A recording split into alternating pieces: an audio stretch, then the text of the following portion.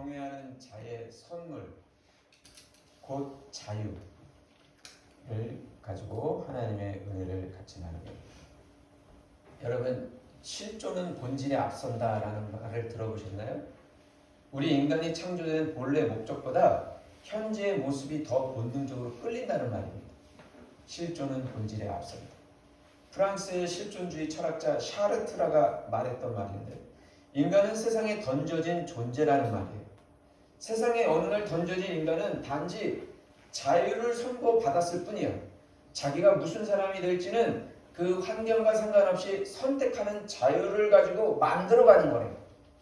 그래서 인간은 매 순간 선택을 해야 하는, 선택에 직면해야 합니다. 중국집에 갔어요. 나는 먹고 싶지도 않은데 어찌됐든 짜장면을 선택해야 될지 짬뽕을 먹을지 선택해야 됩니다. 우리 휩쓸려서 같이 갔는데 결혼을 할지 직장 생활을 할지를 선택해야 합니다. 그런데 막상 겪어보면 선택은 어렵다는 거예요.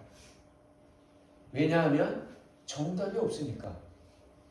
인간이 주어진 목적이나 설계도를 결정해서 주어진 것이 아니라 세상에 던져졌기 때문에, 내가 우리 엄마 아빠한테서 낳고 싶어서 낳았나? 나는 이왕이면 더 좋은데, 좋은 나라. 그래서 선택이 어려워지는 거예요. 그래서 인간은 불안합니다. 내가 선택한 것이 맞는 것인지 잘못된 것인지 모르기 때문에. 인간의 불안은 정답이 없이 세상에 던져진 시험대 앞에 서 있기 때문이에요. 그래서 인간은 그 불안을 피하기 위해서 자기를 속입니다. 자신이 마치 어떤 것을 선택할 수가 없는, 어찌할 수 없는 환경과 조건 속에 빠져 살고 있는 그런 것처럼 행동을 한다는 거예요. 알바를 하는데 알바를 자신의 천직인 것처럼 열심히 하는 사람이 있어요. 왜 알바를 해? 왜 알바를 열심히 해? 물론 그때 그 순간에 열심히 해야 되지만 그게 그 사람의 목적은 아니잖아요. 직장 생활을 하는데 마치 그 일이 자기의 천직인 것처럼 심리적 동요 없이 열심히 매진하는 사람이 있어요. 왜? 옛날에 가족들을 부양하고 내가 어쩔 수 없이 살려면 그렇게 해서라도. 샤르트는 이것을 자기를 속이는 기만이라고 말했어요. 마치 정신분석의 프로이드가 인간 마음 안에 자기가 받았던 상처와 고통을 직면하기 힘들어서 사람들은 무의식적으로 자기 방어 기제를 발휘한다라고 말하는 것과 같아요. 마치 자신에겐 이것 말고 다른 선택지가 없는 것처럼, 그리고 이 일이 자기에게 제일 잘 맞는 직업이라고 자기를 속이고 있을 수도 있다는 거예요. 그런데 세상에 정답이 따로 있나요? 아닙니다. 지나고 나서 보면 사실 모든 것이 다 정답이에요. 정답이 뭡니까? 사실 그 당시 나에게 가장 가치 있는 것이 정답 아니지 않습니까? 여기에서 샤르트르는 내가 가치 있다고 선택한 것이 내 인생 전체에 있어서 정답이 된다는 거예요. 그러니까 어떤 목적에 따라 살아야 한다고 규칙과 틀이라고 하는 본질을 미리 정하면 그 틀과 가치에 맞춰 살지 못했을 때 실패한 인생이 된다는 거예요. 그러나 샤르트르는 우리가 어떤 것을 선택하는 순간에 우리가 선택한 것에 의해 새로운 가치를 세상에 만들어낸다는 거예요. 그게 더 낫다라는 거예요. 그러므로 샤르트르는 신이 미리 정해준 목적을 위해 선택되어진 대로 살아야 하는 불안한 인생에서 살지 말고 우리가 현재 어떤 것을 선택하는 순간 세상에 새로운 나만의 가치가 생겨나도록 살아야 한다고 주장했습니다. 그래서 내가 선택한 모든 것이 인생 전체를 놓고 볼 때 사실 다 정답이라는 거예요. 맞는 말입니다. 이것이 세상의 자유를 선언받고 던져진 존재로서의 인간의 모습이라는 거예요. 그렇게 인간은 선택을 하면서 계속 미래로 나아가야 한다는 거예요. 어떤 선택을 할 때마다 불안은 하지만 계속 선택을 하면서 어떤 방향을 향해 나아갈 때 결국 자신이 만들어가는 자기를 만들 수 있다. 샤르트르는 이런 인간의 모습을 자신의 현재를 넘어서 자기가 선택한 어떤 미래를 향해 던져진 존재라고 했어요. 그러니까 지금 나의 선택이 내 자신의 미래와 다른 사람에게 어떤 영향을 미치는지도 고려하면서 던질 때 세상에 내가 만드는 새로운 가치를 만들어 나간다. 이런 샤르트르의 사상을 하나님 없이 인간의 능력을 믿는 무신론적 실존주의다라고 부릅니다. 반대로 키에로 케고르라는 사람은 세상에 우리가 던져졌지만 우리의 자유의 능력으로는 현실을 해결할 수 없다. 여전히 우리는 아무리 선택할지라도 현실의 이 실존을 극복할 수는 없으므로 하나님의 도움이 필요하다는 유실론적 실존주의를 주장했습니다. 어떤 의미에서 샤르트르의 말대로 하나님이 예수님의 십자가 대속 복음 선포가 옳다고 무덤에서 건져서 그리스도로 높여주신 이유는 바로 이 거룩한 선택의 책임 때문이에요. 예수님은 선택하셨어요. 당당하게 그 인생을 어려운 어머니 아버지 12살에 돌아가시고 어머니와 남동생들 여동생들을 줄줄이 사탕을 그가 장남으로서 일하면서 걸어서 먹여 살려야 됐을 때 그는 자기 자신만의 이기주의적인 삶이 아니라 온 인류를 위해서 거룩한 선택을 했던 거예요. 그 책임은 그래서 내 자신과 다른 사람을 위한 구속받은 제약받은 계약에 스스로 묶이는 것을 자기는 겪었지만 대신 예수님 때문에 자신이 세상 사람들이 아직 죄인 되었을 때 스스로 제단에 제물이 되어 올라가 주심으로 많은 사람을 구원하는 길에 이르게 했다는, 이렇게 예수님의 선택이 자신의 길을 만들어 나간 것처럼 샤르트르는 말하고 있지만, 그러나 샤르트르가 보지 못하는 것, 그것은 무엇일까? 그것은 예수님의 선택은 자기 소견에 옳은 대로 무신론적 인간의 자유를 선택하신 것이 아니라는 거예요. 하나님 아버지의 뜻이 무엇인지를 살펴보고 그분의 음성 따라 자기 생각을 죽이고 순종한 선택이라는 거예요. 정리해보면 우리가 어떤 것을 선택하든 그것은 우리의 자유입니다. 어떤 것을 선택하는 순간 거기서부터 가치도 나옵니다. 그러나 그것은 나만의 가치가 아니라 나의 이기적인 어떤 것을 창조해내는 것이 아니라 다른 사람들의 가치까지 우리는 생각해 볼 수 있어야 됩니다. 이것이 기독교 정신의 윤리입니다. 따라서 우리의 선택이 나 자신만을 위한 것이 아니라 내 부모와 자녀 그리고 이웃의 이익을 위한 선택이 우리 모두를 살릴 것입니다. 예수님처럼. 그런데 우리는 모두 죄인으로 태어났기 때문에 아무리 반성했어도 여전히 죄가 흘러나온다는 게 이게 우리의 실존적인 현실의 문제입니다. 따라서 우리의 선택은 남을 위한다고는 하지만 결국 자기 자신을 위한 것이 되고 만다라는 것이 있을 뿐이에요. 그러므로 우리의 진정한 선택의 자유는 하나님의 도움이 필요함을 깨닫게 됩니다. 결국 우리가 알아야 할 것은 이것입니다. 하나님 말씀대로 우리 자신은 쓸모없는 죄인이며 그리스도께서 십자가를 통하여 완전히 이뤄놓으신 구속의 공로로 영생 복락을 누리며 살게 된다는 사실을 신뢰하는 것. 그것이 곧 믿음이요 구원이라는 것입니다. 오늘 말씀을 보겠습니다. 시편 1편. 복 있는 사람은 악인들의 꾀를 따르지 아니하며 죄인들의 길에 서지 아니하며 오만한 자들의 자리에 앉지 아니하고 라고 말하고 시작하고 있습니다. 이것은 복 있는 사람에 대한 개념을 정의하고 있는데 시편 기자가 신앙의 관점으로 복 있는 사람이란 자신의 마음과 몸이 어디에 있느냐에 따라 달라진다고 지금 말하고 있습니다. 장사할 시간을 어디에 놓느냐에 따라서 그 사람에 대한 평가를 달리할 수 있다는 거예요. 바둑 두는 곳에 가는 사람, 그 사람은 정체성이 뭐예요? 장기 두는 곳에 가는 사람, 장기 두는 곳에 가면서 나는 바둑을 좋아해, 이러면 말이 돼요? 나는 하나님을 좋아해, 하나님을 사랑해 하는데 춤추는 나이트클럽에 가고 있어.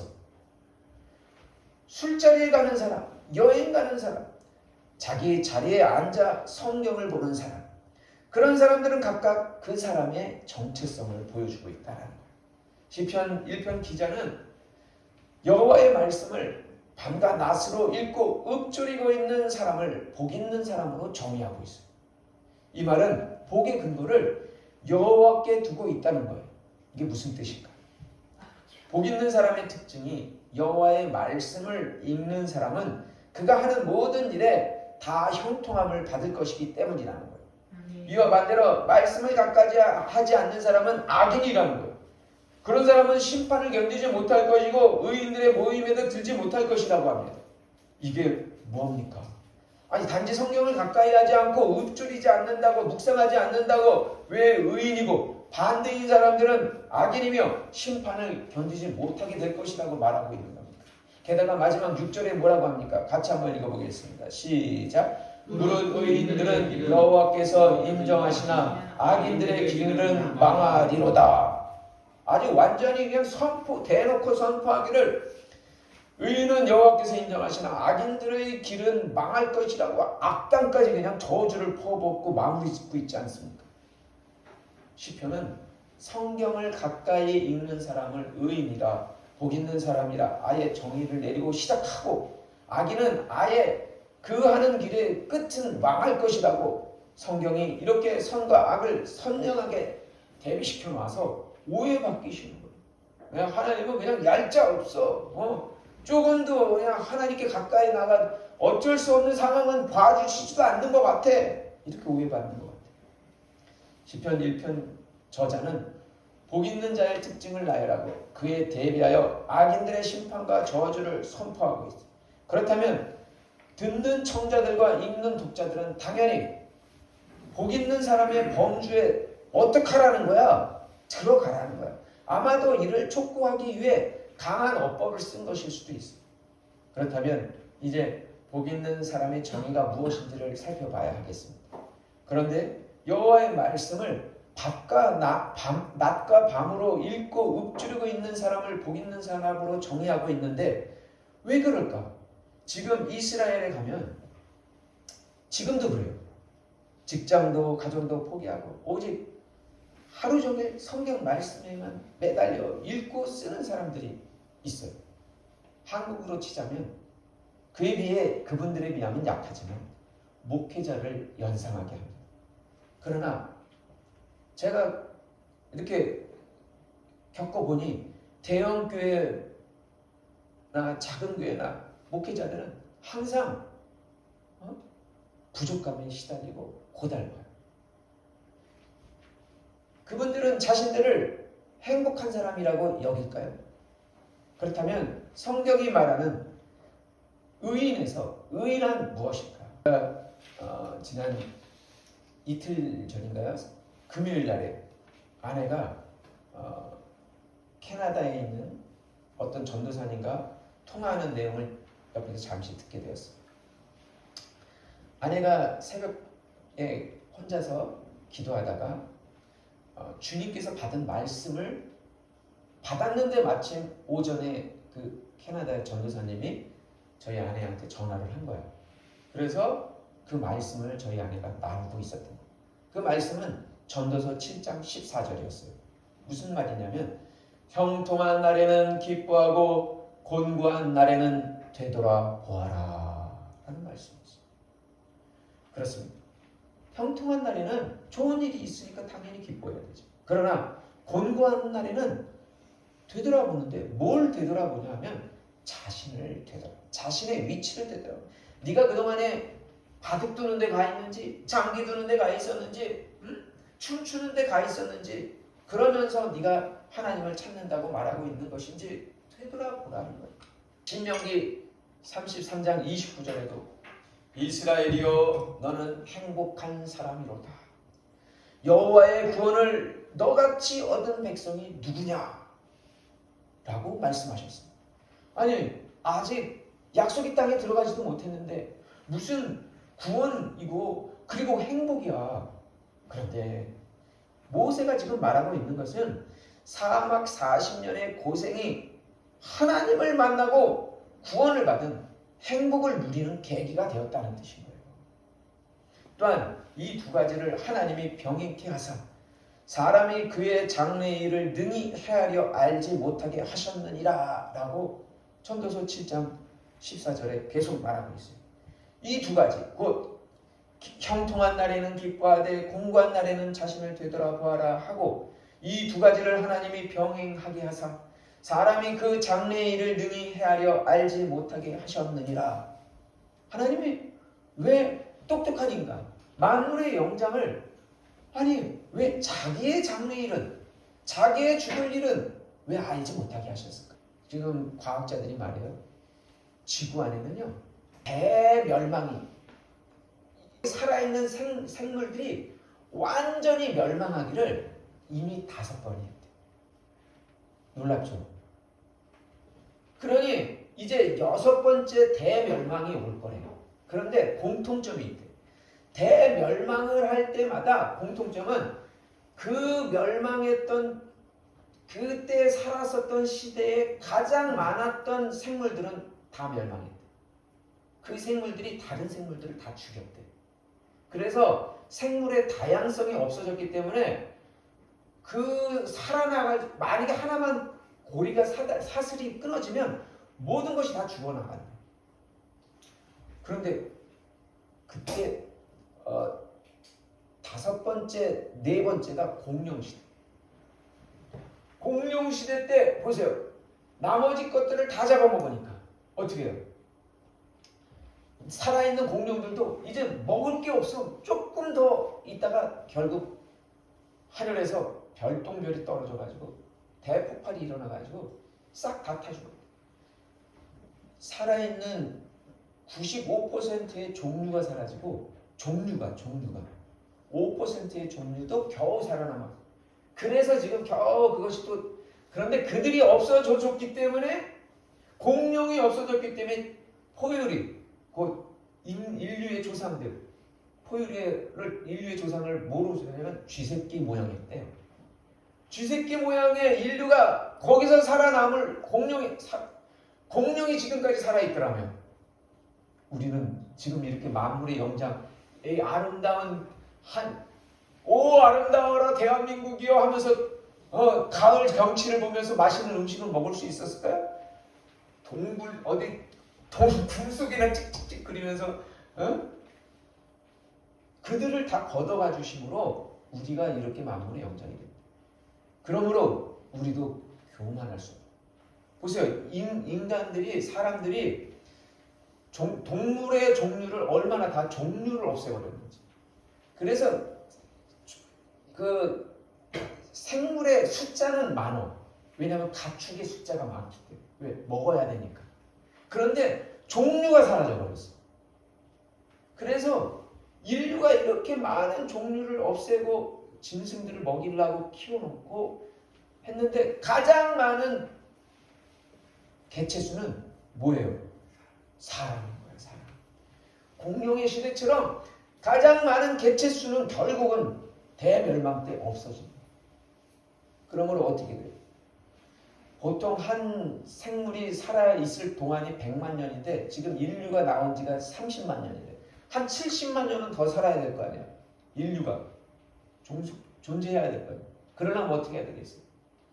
그나마 이 세상을 5번 멸망시키고 6번째 우리를 살려주시고 이렇게 인류를 이렇게 아름다운 곳으로 살려주시고 또 우리도 경험하신 거는 우리 이 100년 안에 우리 대한민국이 이렇게 처절하게 가난할 때가 이렇게 넉넉하게 부유하게 된 이게 이 새벽 종이 울려 내는 절대 아니라고 제가 미국 프레이저 보고서 제가 미항원 보고서 알려드렸잖아요.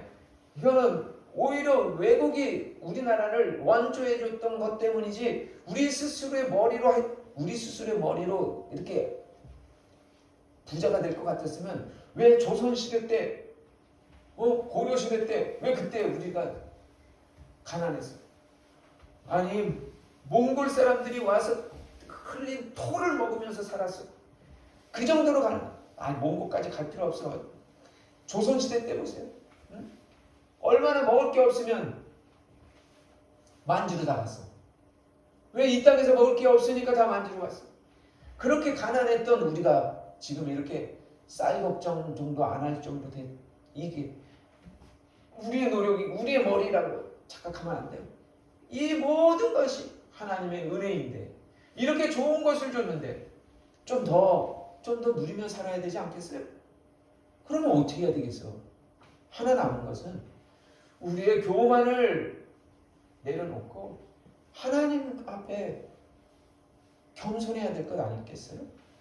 그것이 오늘 시편이 말하고자 하는 의의가 아닐까요? 그래서 형통한 날에는 기뻐하되 공고한 날에는 자신을 되돌아보아라. 전도서 솔로몬도 말하고 있는 것 아닙니까? 사람이 다 아는 것 같아도요, 자기 목숨 언제 끊어질지 모른다는 것으로 하나님 앞에 겸손하라는 뜻이에요. 연이어 전도서 7장 15절에는 이렇게 말하고 있어요. 내 허무한 날을 사는 동안 내가 그 모든 일을 살펴보았더니 자기의 의로움에도 불구하고 멸망하는 의인이 있고 자기의 악행에도 불구하고 장수하는 악인이 있으니 지나치게 의인이 되지도 말며 지나치게 지혜자도 되지 말라. 어찌하여 스스로 패망하게 하겠느냐. 지나치게 악인이 되지도 말며 지나치게 우매한 자도 되지 말라. 어찌하여 기한 전에 죽으려고 하느냐. 이 말이 무슨 뜻입니까? 저는 이 말을 저희 아내가 나누는 것을 옆에서 듣고 처음에 이 말이 꼭 불교에서 말하는 중론, 즉 균형을 잘 잡으라는 말인 줄 알았어요. 악기의 줄 보세요. 기타나 비파를 칠 때 줄을 너무 세게 당기면 땡 하고 끊어져. 저 기타 줄 몇 번이나 끊어먹었는지 몰라요. 너 또 너무 느슨하게 하면 어떻게 해요? 소리가 나질 않아요. 부처님도 너무 고행을 하니 몸에 뼈밖에 남지 않아 오히려 수도에 방해가 되었다고 합니다. 그래서 적당히 우유도 마시고 명상에 집중하니 윤회의 해탈의 비밀을 알게 되었다라는 것이에요. 그래서 불교의 핵심 교리 중에 중론이 가장 핵심으로 여기고 있는 거예요. 중론을 논리적으로 알아보면 다음과 같습니다. 사람들이 흔히 하는 말이 비가 내린다 하지 않습니까? 그런데 이때 비라는 것은 비 자체라는 말 자체는 하늘에서 떨어져 내리는 물방울을 비라고 해요. 그러니까 이미 내리고 있는 비라 해놓고 다시 그런 비가 내린다고 하면 내린다는 말을 두 번 사용하는 셈이 되므로 논리적으로 맞지 않습니다. 또한 우리가 흔히 봄에 꽃이 피어나온다라고 말하지 않습니까? 이때 꽃은 나무의 몽우리가 겨울에 있다가 봄이 되어 활짝 피어나오는 것을 꽃이라고 지칭합니다. 그런데 그런 꽃을 다시 피어난다라고 하면 피어나온다는 말을 두 번 사용하게 되어 말이 논리적으로 맞지 않습니다.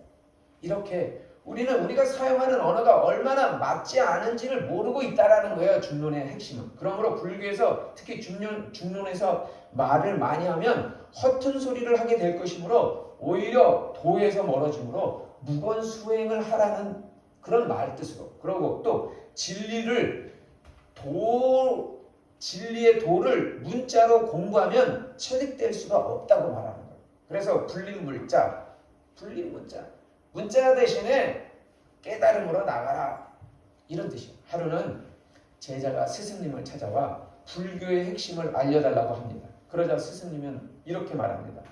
뜰 앞에 잣나무니라. 이게 무슨 말이에요? 뜰 앞에 잣나무라니. 이게 뭐의 불교의 핵심입니까? 사실 이 제자는 그 당시에 못 알아듣는데 나중에 깨달았다. 이렇게 말씀하시는 것은 너무 인간적인 방법으로 생각에 사람의 언어에 몰두하면 진짜 도의 세계로 못 들어간다는 거예요. 그러니까 생각을 끊으라는 거예요. 그래서 일부러 말이 안 되는 말을 탁 던졌다는 뜻이에요. 그래서 장자는 말하기를 도가도 비상도. 도를 도라고 말하는 순간 그때부터 도는 더 이상 도가 되지 않는다는 거예요. 서양 언어 분석 철학자 비스겐슈타인도 말할 수 없는 것에는 침묵하라고 했어요. 그래서 저는 전도서 7장 16, 17절 지나치게 의인이 되지도 말며 지나치게 지혜자도 되지 말라. 어찌하여 스스로 패망하게 하겠느냐. 지나치게 악인이 되지도 말며 지나치게 우매한 자도 되지 말라. 어찌하여 기한 전에 죽으려고 하느냐를 불교의 중론으로 해석하려고 하고 있었어요. 옆에서. 그래서 내가 이거를 어떻게 설교 때 한번 써먹어 볼까? 이렇게 생각하고 있었죠. 그런데 하나님의 비밀을 우리는 알 수 없으니 말을 그치고 행동으로 균형을 잘 잡고 적당히 가만히 있자, 또는 지혜롭게 처신하자는 그러한 생각은 저의 생각이었는데, 저의 아내가 전화로 캐나다에 있는 전도사님에게 상담해주고 있는 내용은 그게 아니었다라는 거예요. 계속해서 전도서 7장 18절에는 너는 이것도 잡으며 저것에서도 내 손을 놓지 아니하는 것이 좋으니 하나님을 경외하는 자는 이 모든 일에서 벗어날 것임이니라 하고 되어 있었던 거예요. 이것도 잡으면 저것도 내 손을 놓지 말라는 것이 제가 생각할 때는 양쪽을 다 잘 잡아 균형을 맞추라고 하는 것으로 생각했던 거예요. 그런데 아내는 이것을 균형을 잡으라는 뜻이 아니라 하나님의 비밀을 인간의 생각과 말로 평가하지 말라는 것으로 해석하고 있었던 거예요. 그래놓고 그 지혜로운 전도사님에게, 그러나 지금 뭔가 힘든 일이 있는 그 전도사님에게 인간의 좁은 견해로 하나님의 넓은 뜻을 헤아리는 것, 하나님을 판단하는 것이 죄라고 말하고 있었다. 그래서 인간의 판단을 내려놓고 하나님을 경외하는 자는 이 모든 일에서 벗어날 것이라고 끝을 맺고 있었다. 그렇습니다. 저의 문제는 무신론적 실존주의 샤르트르처럼 세상에 던져진 존재로 살아가기 위해서 주어진 자유를 마음껏 누리며 자신의 가치를 세상에 남기겠다는 것이었어요. 나만의 것. 그 결과는 어떻습니까? 그 당당하던 샤르트르도 병으로 죽을 때가 되자 죽고 싶지 않아 살려달라고 벌벌 떨었다지 않습니까? 그래서 하나님을 경외하는 자는 이 모든 일에서 벗어날 것이라는 솔로몬의 선언이 더 우리를 위로하게 해준다는 거예요. 모세의 말처럼 오히려 지금 겪고 있는 눈앞의 사막 40년의 고생이 하나님을 만나고 구원을 얻어 참 행복을 누리는 계기가 된다는 거예요. 그 고통 가운데서 하나님을 경외하는 법을 배우기 때문입니다. 그동안 우리나라도 이제 먹을만해지니까 하나님 두려운 줄 모르게 되었습니다. 오늘 시편 1편의 기자가 신앙의 관점으로 복 있는 사람이란 자신의 마음과 몸이 어디에 있느냐에 따라 달라진다는 거예요. 장소와 시간을 어디에 놓느냐에 따라 그 사람에 대한 평가를 달리할 수 있다는 거예요. 뭐가 의입니까? 뭐가 악입니까? 그 실체는 뭐라고 정의할 게 없어. 뭐 성경을 매일 읽는다라고 내 가족을 버리고 등한시하는 거, 그게 뭐가 잘난 거예요. 그러나 지금 시편 1편의 기자는 뭐라는 정체성을 말하는 게 아니고, 정해진 걸 말하는 게 아니고, 너가 지금 선택하고 있는 지금의 이 시간을, 어디에 시간을 투자하고 어디에 네 자리가 가 있고 네가 어디에 서 있느냐, 그것이 너의 정체성을 분명히 말해주고 있다라고 말하고 싶은 거예요. 먹고 살만해지니까 이제 하나님을 떠난 자리, 놀러 다니는 자리, 술 먹는 자리, 멋진 자연경관을 보러 다니는 자리로 나가버립니다. 그런데 저도 좋은 경치를 아무리 많이 돌아다녀도 신기하게 이 마음 안에 저 깊은 허전함은 채울 길이 없어요. 아니, 이렇게 멋있는 경치를, 설악산의 경치를 보러 왔는데, 또 맛있는 음식을 먹었는데 왜 내 마음은 왜 이렇게 뭔가가 저 끝에서 허전하지? 아무리 좋은 음식, 좋은 경치를 찾아다녀도 정해진 인간의 시간표는 다가오고 있습니다. 하나님 말씀 앞에 서고자 노력한다는 것은 그분에게 집중하겠다는 뜻이요, 그분을 경외한다는 뜻입니다. 우리는 매 순간 선택하며 사는 존재입니다.